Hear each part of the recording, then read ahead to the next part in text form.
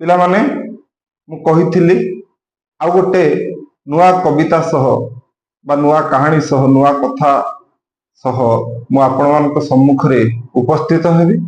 ଆଜି ହେଇଛି ମଧ୍ୟ। ତ ମୋର କହିବାର କଥା, ଆମେ ଯୋଉ ଏଇ ଓଡ଼ିଆ ସାହିତ୍ୟ ଆଲୋଚନା କରୁଛନ୍ତି, ଓଡ଼ିଆ ସାହିତ୍ୟ ଆଲୋଚନାର ଆଭିମୁଖ୍ୟ ହେଉଛି ଯେ ସାହିତ୍ୟର ସୁବିଦିତ ପ୍ରଚାର ପ୍ରସାର କରିବା ସହିତ କିଭଳି ଅତି ସରଳ ଏବଂ ସହଜ ଭାବରେ ଆମେ ପ୍ରତ୍ୟେକ କଥାକୁ ବୁଝିବା ଏବଂ ଜାଣିବା।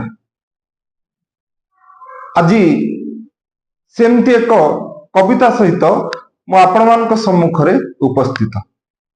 ମୋର ଆଲୋଚ୍ୟ କବିତାଟି ଯୁକ୍ତ 3 ଦ୍ୱିତୀୟ ବର୍ଷ ଚତୁର୍ଥ ପର୍ଯ୍ୟାୟର ଆଧୁନିକ ଓଡ଼ିଆ କବିତା ସାହିତ୍ୟରେ ଥିବା କର୍ଣ୍ଣ କବିତାଟି। ଯେଉଁ କବିତା ରଚନା କରିଛନ୍ତି ଜଣେ ବାସ୍ତବବାଦୀ କବି ଏବଂ ତାଙ୍କ କବିତା ଭିତରେ ମିଥ୍ର ପ୍ରୟୋଗ କରି ଯେ କବିତା ରଚନା କରନ୍ତି କବି ଶ୍ରୀଯୁକ୍ତ ଶୈଳେନ୍ଦ୍ର ବାରିକ। 1938 ମସିହା ଅକ୍ଟୋବର ମାସ 3 ତାରିଖରେ ବାରିପଦା ସହରରେ ଜନ୍ମଗ୍ରହଣ କରିଥିବା ଅମରଦା ଗ୍ରାମରେ ଜନ୍ମଗ୍ରହଣ କରିଥିବା ଏହି କବି 1970 ଦଶକ ପରେ ଓଡ଼ିଆ କବିତା ସାହିତ୍ୟ କ୍ଷେତ୍ରକୁ ପ୍ରବେଶ କରନ୍ତି।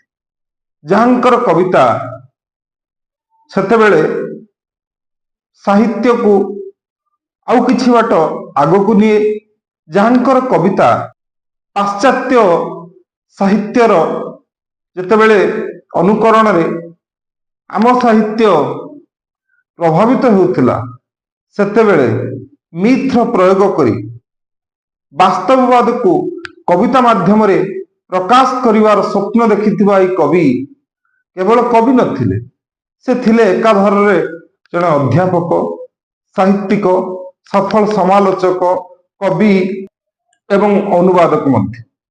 ଭଞ୍ଜ ମାଟିର ଏହି କବି ଜଣେ ସ୍ନେହୀ ମଣିଷ ଭାବରେ ବହୁ ପରିଚିତ।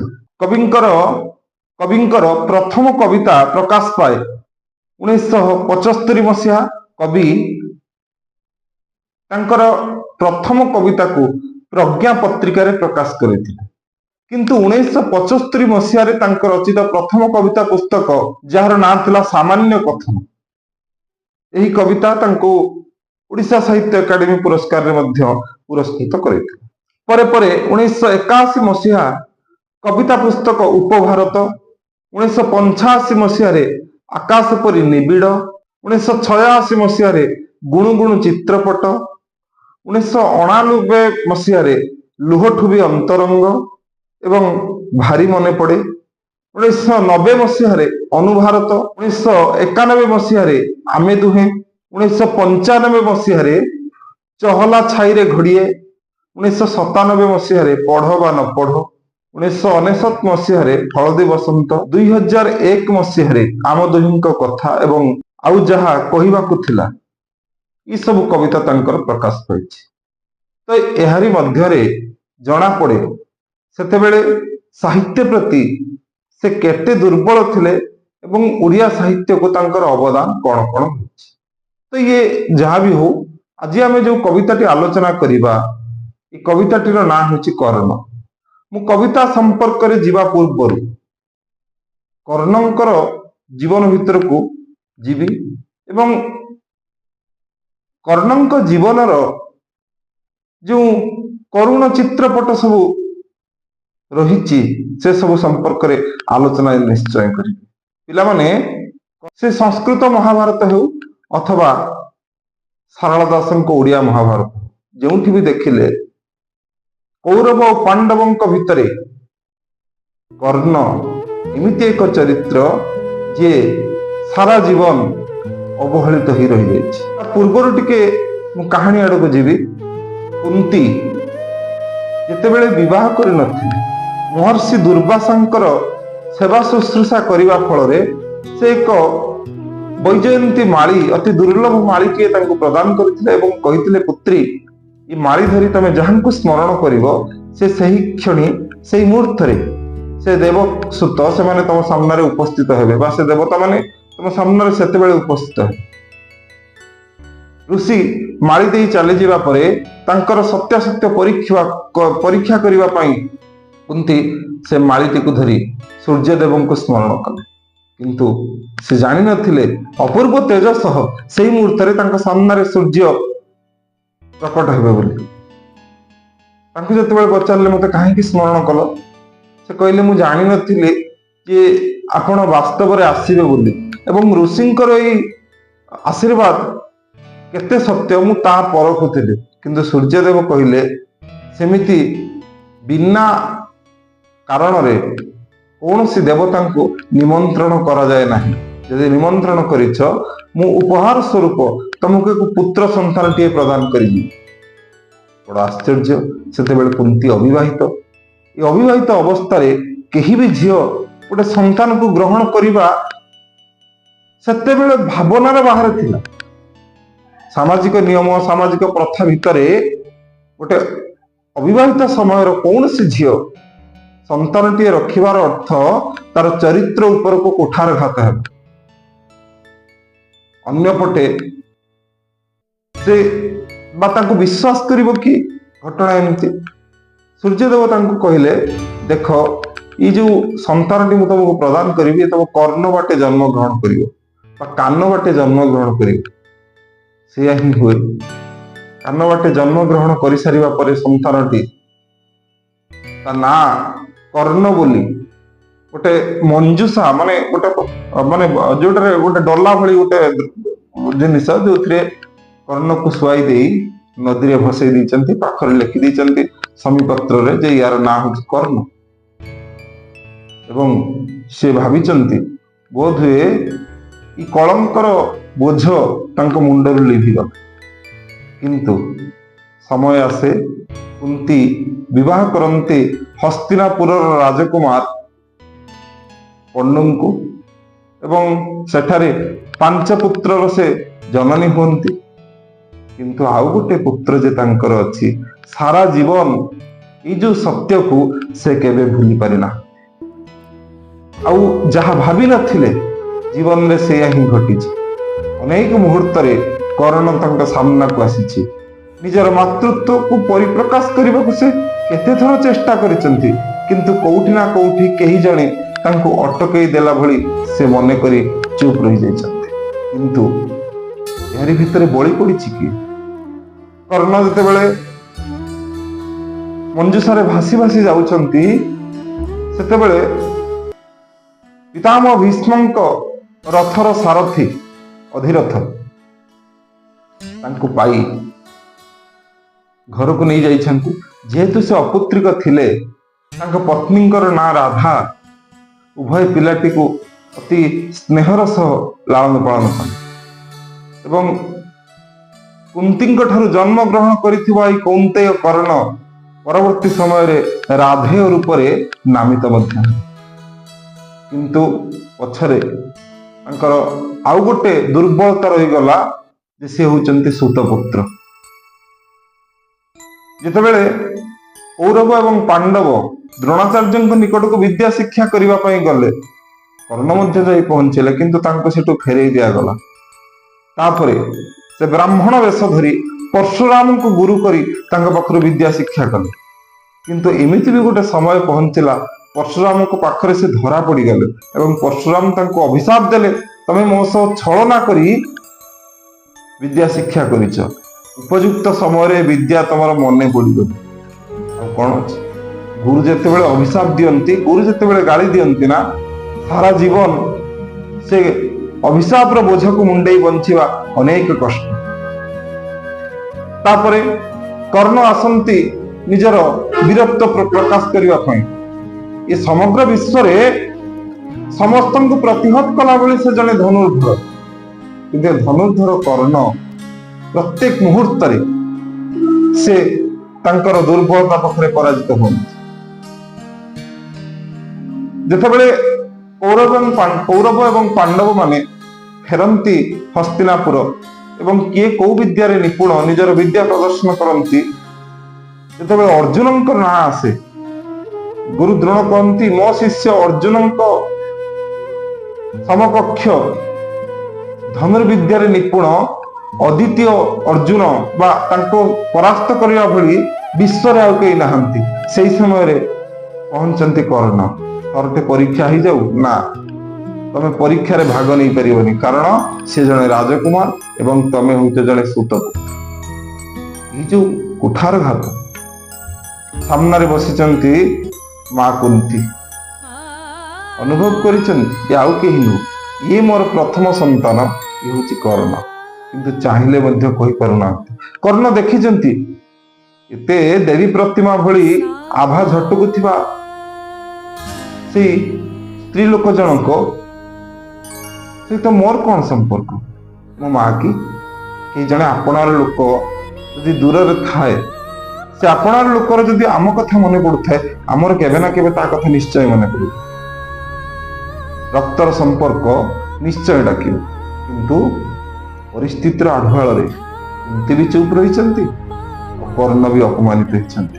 ସେଇ ସମୟରେ ଆପଣେଇ ନେଇଛି ମହାମାନି ଦୁର୍ଯ୍ୟୋଧନ, ପ୍ରଦାନ କରିଛି ତାଙ୍କୁ ଅଙ୍ଗରାଜ୍ୟ ଏବଂ ଅଙ୍ଗରାଜ୍ୟର ରାଜା ବୋଲି ଘୋଷଣା କରିଛି।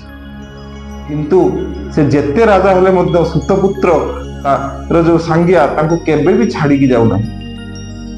ତାପରେ କର୍ଣ୍ଣ ପରବର୍ତ୍ତୀ ମୁହୂର୍ତ୍ତରେ ଯେତେ ଚେଷ୍ଟା କରିଛନ୍ତି ବନ୍ଧୁଙ୍କୁ ନିବୃତ୍ତ ରଖିବା ପାଇଁ ଅନ୍ୟାୟ କାର୍ଯ୍ୟରୁ ବା ଏ ଯୋଉ ଭୁଲ କାର୍ଯ୍ୟରୁ, କିନ୍ତୁ ସେ ପାରିନାହାନ୍ତି। ବିବାହ କରିବା ପାଇଁ ଯେତେବେଳେ ସମସ୍ତଙ୍କୁ ନିମନ୍ତ୍ରଣ ହୋଇଛି, କର୍ଣ୍ଣ ଯେତେବେଳେ ଲାଖ ବିନ୍ଧିବା ପାଇଁ ଆଗଭର ହୋଇଛନ୍ତି, ସେତେବେଳେ ମଧ୍ୟ ତାଙ୍କୁ ଅପମାନିତ କରି ଫେରେଇ ଦେଇଛନ୍ତି ଦ୍ରୌପଦୀ। ମୁଁ ଜଣେ ସୁତପୁତ୍ରକୁ ବିବାହ କରିପାରିବି ନା। ଭାବିଲେ ସେ ମଣିଷ କିଭଳି ବଞ୍ଚିଥିବ, ଯାହା ସହ ଭାଗ୍ୟ ସାଥ ଦଉନି, ଯାହା ସହ ଭାଇମାନେ ସାଥ ଦଉନାହାନ୍ତି, ମା ମଧ୍ୟ ନୀରବ, ତଥାପି ଏ ସମାଜରେ ବଞ୍ଚିବା ପାଇଁ ସେ ସଂଘର୍ଷ କରୁଛି। ସତରେ କର୍ଣ୍ଣର ଜୀବନଟା କେବଳ ଦୁଃଖମୟ, କେବଳ ଦୁଃଖମୟ। ତାପରେ ପୁଣି କର୍ଣ୍ଣର ଶରୀରରେ ଜନ୍ମରୁ କବଚ ଏବଂ କୁଣ୍ଡଳ ଥିଲା ପିତୃଦତ୍ତ ଦେଇଥିଲେ ଜନ୍ମ ସମୟରେ। ଅର୍ଥାତ୍ ଏ କବଚ କୁଣ୍ଡଳ ତାଙ୍କ ଦେହରେ ଥିବା ପର୍ଯ୍ୟନ୍ତ କେହି ଜଣେ ତାଙ୍କ କୌଣସି କ୍ଷତି ମଧ୍ୟ କରିପାରିବ ନାହିଁ। ଯେତେବେଳେ ମହାଭାରତର ମହାସମର ହୁଏ, ସେ ମୁହୂର୍ତ୍ତରେ ଛଳ କରି ବ୍ରାହ୍ମଣ ବେଶରେ କେହି ଜଣେ ଦେବତା ସେ କବଚ ଏବଂ କୁଣ୍ଡଳ ନେଇଯାଆନ୍ତି ନିଜ ପୁତ୍ରର ସୁରକ୍ଷା ପାଇଁ। ଆଉ କଣ ଆବଶ୍ୟକ ରହିଛି? ପୁଣି ପ୍ରତିଶୋଧର ନିଆଁରେ ଜଳୁଥିବା ଏ କର୍ଣ୍ଣଙ୍କ ପାଖରୁ ମା ଶେଷ ମୁହୂର୍ତ୍ତରେ, ମୁଁ ତୋର ମା, ମୁଁ ତୋ ପାଖରୁ ଗୋଟିଏ କଥା ଚାହେଁ, ତୁ ତ ମହାଦାନୀ କର୍ଣ୍ଣ ଦେଇପାରିବୁ ନା? କଣ ଚାହୁଁଛ ମା? ନା ମୋର 5 ପୁଅ ମତେ ଫେରେଇ ଦେଇପାରିବୁ? 5 ପୁଅକୁ ହତ୍ୟା କରିବା ପାଇଁ ଶପଥ କରିଥିବା କର୍ଣ୍ଣ ପ୍ରତି ମୁହୂର୍ତ୍ତରେ ସମସ୍ତଙ୍କ ପାଖରୁ ଅପମାନ ଏବଂ ଲାଞ୍ଛନା ପାଇଛନ୍ତି ନା। କର୍ଣ୍ଣ ସେଇଠି ମଧ୍ୟ ପଦଟିଏ କହିଛନ୍ତି, ହଁ ମା, ମୁଁ ତମ 5 ପୁତ୍ରକୁ ଫେରେଇ ଦେବି। ମୁଁ ତ ତମର ଆଉ ଏକ ପୁତ୍ର ତମେ ସ୍ୱୀକାର କରୁଛ, ମୁଁ ଆଜି ଖୁସି। କିନ୍ତୁ ଏମିତି ମୁହୂର୍ତ୍ତରେ ସ୍ୱୀକାର କରୁଛ ଯେ ମୁଁ ଚାହିଁଲେ ମଧ୍ୟ ଖୁସି ହେଇପାରିବିନି। ତେଣୁ ଗୋଟିଏ କଥା ତମକୁ କହିପାରେ, ଏ ଯୁଦ୍ଧ କେବଳ ମୋର ପାର୍ଥଙ୍କ ସହ, ଆଉ କାହା ସହ ନାହିଁ। ମୁଁ ଆଉ କାହାକୁ ମାରିବି ନାହିଁ, ହତ୍ୟା କରିବି ନାହିଁ। ସେଇଥିପାଇଁ ସେ କହିଥିଲେ କର୍ଣ୍ଣ ମଲେ 5 ଏବଂ ଅର୍ଜୁନ ମଲେ ମଧ୍ୟ 5। ଆମର 5 ପୁତ୍ର ବଞ୍ଚିବା କଥା, ନିଶ୍ଚୟ ବଞ୍ଚିବେ। ଥରେ ଭାବିଲେ ସେ ମଣିଷ କେମିତି ବଞ୍ଚିଥିବ, ଯାହାକୁ ହରେଇବା ପାଇଁ ଭାଗ୍ୟ, ଭଗବାନ ଏବଂ ସମୟ 3 ଜଣ ଏକାଠି ହୁଅନ୍ତି। ସେ ମଣିଷ କେମିତି ଦିନ ବିତାଉଥିବ, ଯୋଉ ମଣିଷର ମା ମଧ୍ୟ ଛଳନା କରିଛି, ସେ ଯୋଉ ମଣିଷ ଚାହିଁକି ବି ନିଜ ଭାଇମାନଙ୍କୁ ନିଜର କରିପାରୁ। ଜୀବନଟା ସାରା କେବଳ ଦୁଃଖ, କେବଳ ଯନ୍ତ୍ରଣା, କେବଳ ଲାଞ୍ଛନା, ଅପମାନ। ତଥାପି ସମାଜରେ ନିଜର ସ୍ଥିତିକୁ ଜାହିର କରିବା ପାଇଁ ପ୍ରତି ମୁହୂର୍ତ୍ତରେ ସଂଘର୍ଷ, ନିଜ ସହ ନିଜର ସଂଘର୍ଷ। ଆଉ କଣ ଦରକାର କି? ଏ କର୍ଣ୍ଣର ଜୀବନଟା ସତରେ କେଡ଼େ ଯନ୍ତ୍ରଣାଦାୟକ। ପୁଣି ଯୋଉ ଗୋଟିଏ ଅସ୍ତ୍ର ସେ ଅର୍ଜୁନଙ୍କୁ ମାରିବେ ବୋଲି ରଖିଥିଲେ, ଭଗବାନ ଶ୍ରୀକୃଷ୍ଣ ଛଳନା କରି ସେ ଅସ୍ତ୍ରଟିକୁ ମଧ୍ୟ ଘଟୋତ୍କଚ ଉପରେ ପ୍ରୟୋଗ କରି ଘଟୋତ୍କଚର ନିଧନ କରାଇଦେଲେ, କାରଣ ଅର୍ଜୁନ ତାଙ୍କ ପାଇଁ ଜିତିବା ଆବଶ୍ୟକ। ହେ ମାଧବ, କଣ ମୋର ଅପରାଧ? ଶେଷ ମୁହୂର୍ତ୍ତରେ ଯେତେବେଳେ ଶ୍ରୀକୃଷ୍ଣଙ୍କୁ ପ୍ରଶ୍ନ କରୁଛନ୍ତି କର୍ଣ୍ଣ, ସେତେବେଳେ କୃଷ୍ଣଙ୍କର ଗୋଟିଏ ଉତ୍ତର, ଏ ଜନ୍ମ କେବଳ ତମର ସଂଘର୍ଷ। ଯେତେ ଦିନ ଯାଏ କର୍ଣ୍ଣର ନାଁ ଥିବ, ସେତେ ଦିନ ଯାଏ ତାର ଆଉ ଏକ ନାଁ ରହିଥିବ, କର୍ଣ୍ଣର ଜୀବନ ହେଉଛି ଯନ୍ତ୍ରଣାମୟ। ଏକଥା କୃଷ୍ଣ କହିଛନ୍ତି କି ନ କହିଛନ୍ତି ତାହା ତ ଭିନ୍ନ କଥା, କିନ୍ତୁ ସତରେ এই କର୍ଣ୍ଣ କବିତାକୁ ପାଠ କଲା ବେଳେ ଯଦି ଆମେ କବିତାର ଗଭୀରତା ଭିତରକୁ ଯିବା ନା, এই ମଣିଷ ଆଜିର ଆଧୁନିକ ସମାଜରେ ସମସ୍ତେ ଜଣେ ଜଣେ କର୍ଣ୍ଣ। କହିବା ବାହୁଲ୍ୟ ଯେ କର୍ଣ୍ଣ ଯେପରି ବଞ୍ଚିବା ପାଇଁ ସଂଘର୍ଷ କରେ, ମଣିଷକୁ ବଞ୍ଚିବା ପାଇଁ ସଂଘର୍ଷ କରିବା ପାଇଁ ପଡୁଛି। ଥରଟେ ଆଧୁନିକତା ଆଡ଼କୁ ଆସିବା। ଆମେ ଜନ୍ମ ହେଲେ ଆଜିର ସମାଜରେ ପିଲାମାନେ ପାଠ ପଢୁଛନ୍ତି, 3-4 ବର୍ଷ 5 ବର୍ଷ ହେବା ପର୍ଯ୍ୟନ୍ତ ସେମାନଙ୍କୁ ଥଟ୍ଟା ମଜା ହସ ଖୁସି ଭିତରେ ଯେତେବେଳେ 3 ବର୍ଷ 4 ବର୍ଷ ହେଉଛି ସେତେବେଳେ ତାଙ୍କୁ ଆଡମିସନ କରିଦିଆଯାଉଛି ଇଂରାଜୀ ବିଦ୍ୟାଳୟ ବା ଓଡ଼ିଆ ବିଦ୍ୟାଳୟରେ। ତାପରେ ପାଠ ମନେ ରଖିବା ପାଇଁ ସଂଘର୍ଷ, ଶ୍ରେଣୀରେ ପ୍ରଥମ ହେବା ପାଇଁ ସଂଘର୍ଷ, ଭଲ ପଢିବା ପାଇଁ ସଂଘର୍ଷ, ପାଠପଢା ସରିଲା ବେଳକୁ ପରିବାରର ବୋଝକୁ ମୁଣ୍ଡେଇବା ପାଇଁ ସଂଘର୍ଷ, ଚାକିରି ଖୋଜିବା ପାଇଁ ସଂଘର୍ଷ। ଅନେକ କଷ୍ଟରେ ଏ ଭିଡ଼ ଭିତରେ ଚାକିରି ପାଇ ସାରିଲା ବେଳକୁ ନିଜେ ସେତିକି ଦରମାରେ ଚଳିବା ପାଇଁ ସଂଘର୍ଷ, ପରିବାରଟିଏ ଗଢିବା ସଂଘର୍ଷ, ପରିବାରଟିଏ ଗଢି ସାରିଲା ବେଳକୁ ମଧ୍ୟ ବଞ୍ଚିବା ପାଇଁ ସଂଘର୍ଷ, ପରିବାରକୁ ଚଳେଇବା ପାଇଁ ସଂଘର୍ଷ। ପୁଣି ମନ ଭିତରେ କୋଉଠି ନା କୋଉଠି ପ୍ରଶ୍ନ ଆସେ, ଠିକ ଯେମିତି ସେଦିନ କର୍ଣ୍ଣଙ୍କ ମନ ଭିତରେ ସେ ପ୍ରଶ୍ନ ଆସିଥିଲା, ହଁ ନିଶ୍ଚୟ ଦିନେ ନା ଦିନେ ସତ୍ୟର ଉନ୍ମୋଚନ ହବ ଏବଂ ମୁଁ ହିଁ ଜିତିବି। କିନ୍ତୁ ଶେଷ ମୁହୂର୍ତ୍ତ ପର୍ଯ୍ୟନ୍ତ କିଏ କଣ ଜିତିପାରେ? କର୍ଣ୍ଣ କଣ ସେଦିନ ଜିତି ପାରିଥିଲେ? ତେଣୁ ଏ ଦୁନିଆରେ ପ୍ରତ୍ୟେକଟି ମଣିଷ କର୍ଣ୍ଣ ହେଇ ବଞ୍ଚେ, ଅନୁଭବ କରେ ମୋ ସହ କୃଷ୍ଣ ଅଛନ୍ତି, ଅର୍ଜୁନ ଯେମିତି ଅନୁଭବ କରିଥିଲେ। କିନ୍ତୁ ସଂଘର୍ଷ ତ କରିବା ପାଇଁ ପଡେ ନା। ସଂସ୍କୃତ କାବ୍ୟ ବେଣୀ ସଂହାରରେ କବି ଭଟ୍ଟନାରାୟଣ କହନ୍ତି ଗୋଟିଏ ସୁନ୍ଦର ଶ୍ଲୋକ। ସେ ଶ୍ଲୋକଟି ହେଉଛି, ସୁତ ବା ସୁତପୁତ୍ରଂ ବା ଯో ବା କో ବା ଭବାମ୍ୟହಂ ଭାଗ୍ୟୟକ୍ତଂ କୁଳଂ ଜନ୍ମଂ ମଦାୟକ୍ତଂ ତୁ ପୌରୁଷಂ। ଏହାର ଅର୍ଥ ହେଉଛି ସୁତପୁତ୍ର ହିଁ ଜନ୍ମ ନେବା ତାଙ୍କ ଭାଗ୍ୟ କଣ ଏମିତି ଲେଖା ହେଇଥିଲା? ତାଙ୍କର ଭାଗ୍ୟରେ ସୁତପୁତ୍ର ହେବା ତା କଣ ଆଗରୁ ସ୍ଥିରୀକୃତ ଥିଲା? ଯଦି ସ୍ଥିରୀକୃତ ଥିଲା ସେ ତ ସୁତ କୂଳରେ ମଧ୍ୟ ଜନ୍ମ ଗ୍ରହଣ କରିପାରିଥାନ୍ତେ, କିନ୍ତୁ ଜନ୍ମ ନେଲେ ଜଣେ ରାଜକୁମାରୀଙ୍କ ପାଖରୁ। ଜନ୍ମ ହେଲେ ତାଙ୍କର ପ୍ରତିଯୋଗିତା ଆରମ୍ଭ ହେଲା, ବିଦ୍ୟା ଶିକ୍ଷା କରିବାର ପ୍ରତିଯୋଗିତା, ବଞ୍ଚିବାର ପ୍ରତିଯୋଗିତା। କଣ ହେଲା? ପରିଶେଷରେ ସବୁକିଛି ହରାଇବା ପାଇଁ ପଡିଲା। ଶେଷରେ ପିତୃଦତ୍ତ ସେ ଉପହାରକୁ ମଧ୍ୟ ହରାଇବା ପାଇଁ ପଡିଲା। ଏ ମହାଦାନୀ କର୍ଣ୍ଣ ଶେଷ ମୁହୂର୍ତ୍ତରେ ଯେତେବେଳେ ଶରବିଦ୍ଧ ହୋଇ ଭୂମିରେ ପତିତ ହେଲେ, ସେହି ମୁହୂର୍ତ୍ତରେ କେଶବ ବା କୃଷ୍ଣ କୁଟକପଟିଆ କଳାକାହ୍ନୁ ଅର୍ଜୁନଙ୍କୁ ପରିଚୟ ଦେଲେ, ଯାହାକୁ ତମେ ହତ୍ୟା କଲ ନା ପାର୍ଥ, ସେ ଆଉ କେହି ନୁହଁ, ସେ ହିଁ ତମର ଜଣେ ଭାଇ। କର୍ଣ୍ଣ ଦେଖୁଛନ୍ତି ସାମ୍ନାରେ ମୃତ୍ୟୁ, ପୁଣି ଖୁସି ହଉଛନ୍ତି, ମୋ ଭାଇମାନେ ଅନ୍ତତଃ ପକ୍ଷେ ତ ମତେ ଚିହ୍ନିଲେ ନା। ପୁଣି ଅନ୍ୟ ପଟକୁ ଚାହୁଁଛନ୍ତି, ମାନେ ଦୁର୍ଯ୍ୟୋଧନ ଏଇଆ ଭାବିବନି ତ ମୋ ବନ୍ଧୁ ମୋ ସହିତ ଛଳନା କଲା, ସେ ଚାହିଁଥିଲେ ପଞ୍ଚ ପଣ୍ଡୁସୁତଙ୍କୁ ହତ୍ୟା କରିପାରିଥାନ୍ତା, କିନ୍ତୁ ଯେହେତୁ ସେ ତାଙ୍କର ଭାଇ, ବୋଧହୁଏ ସେଇଥିପାଇଁ ନିଜର ମୃତ୍ୟୁକୁ ଆପଣେଇ ନେଲା। ଏମିତି ଏକ ଅଡୁଆ ସୂତା ଭିତରେ ମୃତ୍ୟୁ ସମୟରେ ମଧ୍ୟ ଛନ୍ଦି ହେଇଗଲେ କର୍ଣ୍ଣ। ତେଣୁ ଇଏ ହେଉଛି କର୍ଣ୍ଣଙ୍କର ଜୀବନ। ଏବେ ମୁଁ ବିଷୟବସ୍ତୁ ଭିତରକୁ ଯିବି, କିନ୍ତୁ ବିଷୟବସ୍ତୁ ଭିତରେ ଆଉ ବାସ୍ତବ କଥା ଦେଖିଲେ ବେଶୀ କିଛି ନାହିଁ, କାରଣ ମୁଁ ଅନେକ କଥା ୟା ପୂର୍ବରୁ କହିଦେଲି। କେବଳ ଇୟା ଅଛି, ଶେଷ ମୁହୂର୍ତ୍ତରେ କର୍ଣ୍ଣ କହୁଛନ୍ତି, ଯେତେବେଳେ ମୃତ୍ୟୁକୁ ସାମ୍ନାରେ ଦେଖୁଛନ୍ତି, କହୁଛନ୍ତି ମୁଁ ଆଜି ଭୂମିରେ ପତିତ, ମୋ ପାଖରେ ଆଜି ଅସ୍ତ୍ର ଉଠେଇବାକୁ ସାମର୍ଥ୍ୟ ନାହିଁ, କିନ୍ତୁ ଏବେ ବି ମୋର କର୍ଣ୍ଣତ୍ୱକୁ ମୁଁ ହରେଇ ନାହିଁ। ମୁଁ ସମର୍ଥ ଅଛି ପାର୍ଥ ସହ ସଂଗ୍ରାମ କରିବାକୁ। ହେ ଅର୍ଜୁନ, ତମେ ଏ କର୍ଣ୍ଣକୁ କେବେ ବି ମାରିପାରିବନି। ଆରେ ରଖିଦିଅ ଏ ଗାଣ୍ଡିବ, କାରଣ କର୍ଣ୍ଣ କେବେ ମରେ ନାହିଁ। ଏ କର୍ଣ୍ଣକୁ ତମେ କଣ ମାରିବ? ଯଦି ମୁଁ ରଥ ଉପରେ ଥାନ୍ତି, ଯୁଦ୍ଧ କରି ମାରିଲ ଦେଖିବା। କୃଷ୍ଣଙ୍କୁ ଗୋଟେ ବଢିଆ ଉପାଖ୍ୟାନ ଏଠି ମନେ ପଡେ ଯେ ଗଣକବି ବୈଷ୍ଣବ ପାଣିଙ୍କ ରଚିତ ଏକ ଗୀତିନାଟ୍ୟରେ ଯେତେବେଳେ କର୍ଣ୍ଣଙ୍କର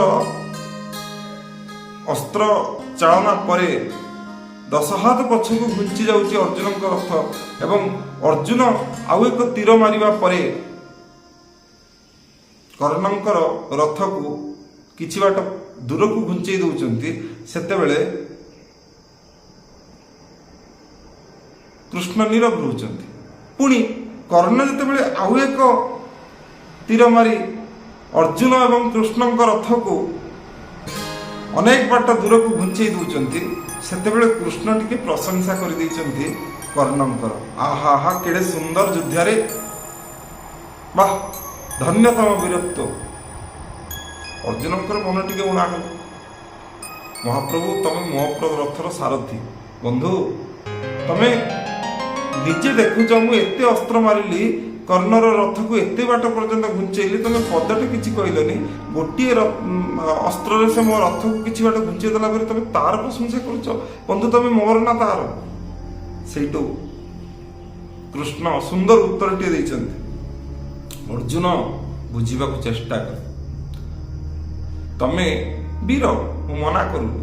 କର୍ଣ୍ଣଙ୍କର ରଥକୁ ଅନେକ ବାଟ ଦୂରକୁ ଘୁଞ୍ଚେଇ ଦେଲ, ତା ମଧ୍ୟ ମୁଁ ନିନ୍ଦା କରୁନି, କିନ୍ତୁ ତମେ ଭାବ, ଯୋଉ ରଥରେ ମୁଁ ଅଛି, ଯୋଉ ରଥ ଉପରେ ସ୍ୱୟଂ ହନୁମାନ ବିରାଜମାନ, ଯୋଉ ରଥକୁ ବିଶ୍ୱକର୍ମା ନିର୍ମାଣ କରିଛନ୍ତି, ସେ ରଥକୁ କର୍ଣ୍ଣ ଘୁଞ୍ଚେଇ ଦେଇ ପାରୁଛି। ରଥ ଏ ଦୁନିଆର କୌଣସି ଯୁଦ୍ଧା ନାହିଁ କର୍ଣ୍ଣକୁ ହରେଇ ଦେବ। ଏବେ କର୍ଣ୍ଣର ରଥ ଗୋଟେ ଗୁଳା ଭିତରେ ଫସି ଯାଇଛି। ଯଦି ମାରିବାର ଅଛି ଏଇ ସମୟରେ ମାର, ଏବେ ମାରିଦିଅ, ନହେଲେ ସେ ତାର ରଥ ଉପରକୁ ଉଠେଇ ନେଲା ପରେ ନା ଆଉ ଦୁନିଆର କୌଣସି ଶକ୍ତି ତାକୁ ପରାଜିତ କରିପାରିବନି। ଅସ୍ତ୍ର ଚଳେଇଛନ୍ତି ଅର୍ଜୁନ ଏବଂ ଭୂମିରେ ଟଳି ପଡ଼ିଛନ୍ତି ଅସ୍ତ୍ରହୀନ ଭାବରେ କର୍ଣ୍ଣ, କିନ୍ତୁ ବାସ୍ତବ ଯୁଦ୍ଧର ନିୟମରେ ସେମିତି ହତ୍ୟା କରାଯାଏ ନାହିଁ। ଅର୍ଜୁନ ମନା କରିଛନ୍ତି, ମାଧବ ଏହା ଅପରାଧ, ମୁଁ ପାରିବିନି। ସେତେବେଳେ ମଧ୍ୟ ସୂଚେଇ ଦେଇଛନ୍ତି କୃଷ୍ଣ, ଯଦି ଏଇଟା ଅପରାଧ, ଯେତେବେଳେ ତମ ପୁତ୍ର ଅଭିମନ୍ୟୁଙ୍କୁ ସପ୍ତରଥୀ ମିଶି ହତ୍ୟା କଲେ, ତାଙ୍କ ହାତରେ ତ ଅସ୍ତ୍ର ନଥିଲା, ବଞ୍ଚିବା ପାଇଁ ରଥର ଚକକୁ ସେ ସାହାରା କରିଛନ୍ତି, ସେତେବେଳେ ମଧ୍ୟ କେହି ଦୟା କଲେନି ତାଙ୍କ ପ୍ରତି। ଏମିତି ଗୁରୁଦ୍ରୋଣ, କୃପାଚାର୍ଯ୍ୟ, ଦୁର୍ଯ୍ୟୋଧନ, ଦୁଃଶାସନ, ଏହି କର୍ଣ୍ଣ ମଧ୍ୟ ସେଥିରେ ନିହିତ ଥିଲା। ସେଇଟା କଣ ଅନ୍ୟାୟ ନଥିଲା? ସେଇଟା କଣ ଅପରାଧ ନଥିଲା? ତ ସେ ଘଟଣା ଯାହା ବି ହଉ, ଏଇ ଛଳନା ଭିତରେ କର୍ଣ୍ଣ ଯେତେବେଳେ ଭୂମିରେ ପତିତ ହେଇଛି, ଅର୍ଜୁନଙ୍କୁ କହୁଛି, ତମେ ଚାହିଁଲେ ମତେ ମାରିପାରିବନି, ଚାହିଁଲେ ମତେ ହତ୍ୟା କରିପାରିବନି, କାରଣ ମୁଁ କର୍ଣ୍ଣ। ମୁଁ ଆଜି ନିରସ୍ତ ହେଲା ପରେ ତମେ ମୋ ଉପରକୁ ଅସ୍ତ୍ର ଚଳେଇଲ, ତମେ କଳଙ୍କକୁ ବୋଳିଦେଲ ନିଜ ମୁଣ୍ଡରେ ପାର୍ଥ। ମନା କରୁଛି, କଳଙ୍କ ବୋଳ ନାହିଁ, ମୋ ହାତରେ ଅସ୍ତ୍ର ନାହିଁ। ଅସ୍ତ୍ରହୀନକୁ ଆଉ ଜଣେ ହତ୍ୟା କରିବା କଥା ନୁହଁ। ଭାଗବତରେ ଗୋଟେ ସୁନ୍ଦର ପଦ ଅଛି, କାହାକୁ ହତ୍ୟା କରିବା କଥା ନୁହଁ। ମତ୍ତ ପ୍ରମତ୍ତ ଉନ୍ମତ୍ତ ବାଳ ବର୍ଣ୍ଣିତା ନିଦ୍ରାଗତ ଶରଣାଗତ ରଥହୀନ ଭୟ ଶଙ୍କିତ ରିପୁଜନ, ଏହାକୁ ବଧ ଯେ କରନ୍ତି ଜୀବନ ଥାଉ ସେ ମରନ୍ତି। ଏମାନଙ୍କୁ ହତ୍ୟା କରିବା କଥା ନୁହଁ। ମତ୍ତ, ପ୍ରମତ୍ତ, ଉନ୍ମତ୍ତ, ବାଳ ଅର୍ଥାତ୍ ଶିଶୁ, ବନିତା ଅର୍ଥାତ୍ ସ୍ତ୍ରୀ ଲୋକ, ନିଦ୍ରାଗତ ଯିଏ ଶୋଇଛି, ଶରଣାଗତ ତମ ପାଖରେ ଯିଏ ଶରଣ ନେଇଛି, ରଥହୀନ ଯିଏ ରଥ ପରିତ୍ୟାଗ କରିଛି, ଭୟ ଶଙ୍କିତ ରିପୁଜନ ଯିଏ ତମକୁ ଦେଖି ଭୟ କରିଗଲାଣି, ଏହାକୁ ବଧ ଯେ କରନ୍ତି ଜୀବନ ଥାଉ ସେ ମରନ୍ତି। ତାଙ୍କୁ ହତ୍ୟା କରିବା କଥା ନୁହଁ। ତାଙ୍କୁ ହତ୍ୟା କରିବାର ଅର୍ଥ ନିଜ ବୀରତ୍ୱକୁ ବଳି ଦେଇଦେବା, ନିଜର ସମସ୍ତ କୀର୍ତ୍ତିକୁ ଫିଙ୍ଗିଦେବା ବାହାରେ। ତ ଏଇ ଯୋଉ କରଣ କବିତାଟି ଶୈଲେନ୍ଦ୍ର ବାରିକଙ୍କର ଅତି ଉଚ୍ଚ କୋଟିର ରଚନା ଏବଂ ଏହାକୁ ମାନେ ଭାଷା ନାହିଁ ପ୍ରକାଶ କରିବା ପାଇଁ। ଏହାରି ଭିତରେ ଜୀବନର ମୂଲ୍ୟବୋଧ ଏବଂ ମାନବିକତା ସମ୍ପର୍କରେ ମଧ୍ୟ ଉଲ୍ଲେଖ କରିଛନ୍ତି କବି। ମଣିଷ ଜୀବନଟା ଆଉ କ'ଣ କି? ମଣିଷ ଜୀବନଟା ତ କେବଳ ବଞ୍ଚିବା ପାଇଁ ସଂଘର୍ଷ ନା ଆଉ କିଛି। ଇଏ ହିଁ କର୍ଣ୍ଣ କବିତାର ବିଷୟବସ୍ତୁ। ତ କବିତାଟି କିଭଳି ଲାଗିଲା ନିଜର ମତାମତ ନିଶ୍ଚୟ ଦେବେ। ପରବର୍ତ୍ତୀ ପର୍ଯ୍ୟାୟରେ ଆଉ ଏକ ସୁନ୍ଦର କବିତା ହେଉ ବା କାହାଣୀ ହେଉ ବା ଉପନ୍ୟାସ ହେଉ ମୁଁ ଆପଣମାନଙ୍କ ସମ୍ମୁଖରେ ଉପସ୍ଥାପନ କରିବି। ସେତେବେଳେ ପର୍ଯ୍ୟନ୍ତ ରହୁଛି। ହଁ, ଯିବା ପୂର୍ବରୁ ଆଉ ଗୋଟେ କଥା କହିବି। ପିଲାମାନେ ଯେଉଁମାନେ ଭିଡ଼ିଓକୁ ଦେଖୁଛ, ଏହାର ପ୍ରଶ୍ନ ଉତ୍ତର ମଧ୍ୟ କରିବା ଆବଶ୍ୟକ। ବହିରେ ଯେଉଁ ପ୍ରଶ୍ନ ଉତ୍ତର ଅଛି ବା ଗୋଟିଏ ପ୍ରଶ୍ନର ଉତ୍ତର ତୁମେ ଯଦି ନିର୍ଦ୍ଦିଷ୍ଟ ଭାବରେ କରିଦେବ ନା, ତୁମକୁ ସମସ୍ତ ପ୍ରଶ୍ନର ଉତ୍ତର ପାଖାପାଖି ସେଇଆ ରହିଯିବ, ସେଇଆ ମିଳିବ। ଯେ କର୍ଣ୍ଣ କବିତାର ସାରମର୍ମ ଉଲ୍ଲେଖ କର।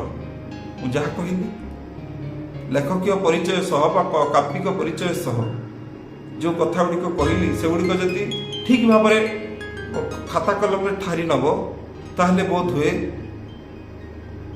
ପରୀକ୍ଷକର ଦୃଷ୍ଟି ଆକର୍ଷଣ ହେବା ପାଇଁ ତା ବେଶୀ ସମୟ ଲାଗିବନି। ମୁଁ ଭାବୁଛି ଏହି କବିତାଟି ଖୁବ୍ ସୁନ୍ଦର ଲାଗିଥିବ। ତେଣୁ ଆଜି ପାଇଁ ବିଦାୟ ନେଉଛି। ପୁଣି ଦେଖା ହେବ ଆଉ ଏକ କବିତା ସହ। ସେତେବେଳେ ପର୍ଯ୍ୟନ୍ତ ରହୁଛି।